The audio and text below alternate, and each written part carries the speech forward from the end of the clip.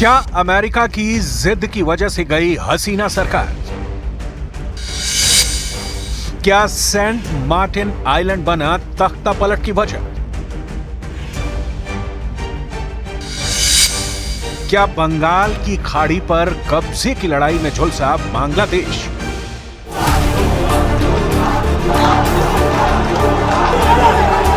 बांग्लादेश में तख्ता पलट के बाद हर तरफ सुलगी आग की वजहों को लेकर रोज नए नए दावे सामने आ रहे हैं। अब बांग्लादेश की पूर्व प्रधानमंत्री शेख हसीना के संदेश का एक ऑडियो वायरल हो रहा है, जिसमें तख्ता पलट के पीछे अमेरिका का हाथ होने की बात कही जा रही है। वायरल ऑडियो में हसीना की तरफ से यह दावा किया गया है कि उन्हें सत्ता से हटाने में और देश के भीतर अशांति फैलाने में अमेरिका का हाथ है। अमेरिका ने ही बांग्लादेश की कट्टरपंथी ताकतों के साथ मिलकर साजिश रची।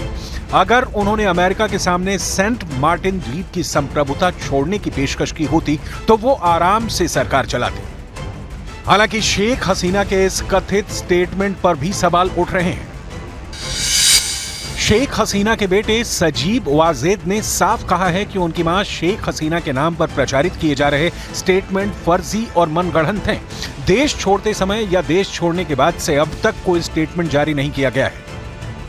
शेख हसीना के इस वायरल ऑडियो के सामने आने के बाद से लोगों के मन में सेंट मार्टिन आइलैंड को लेकर भी सवाल उठने लगे हैं कि अमेरिका को इस आइलैंड की ऐसी क्या जरूरत पड़ गई कि उसने इसके लिए बांग्लादेश में तख्ता पलट जैसा कदम उठा लिया। बंगाल की खाड़ी के उत्तर पूर्व में 3 वर्ग किलोमीटर का आइलैंड है Saint Martin.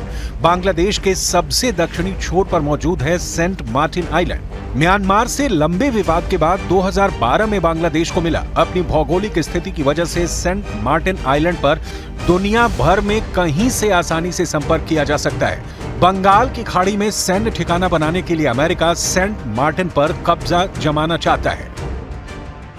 Saint Martin island पर कब्जे को लेकर आई इस खबर को हिंद महासागर क्षेत्र में अमेरिका और चीन के बीच प्रभाव बढ़ाने की कोशिश के तौर पर भी देखा जा रहा है। अगर शेख हसीना का बयान वाकई सही है और उनके इस दावे में जरा भी सच्चाई है तो बांग्लादेश की अंतरिम सरकार के लिए भी सेंट मार्टिन एक बड़ा सवाल बनने जा रहा है।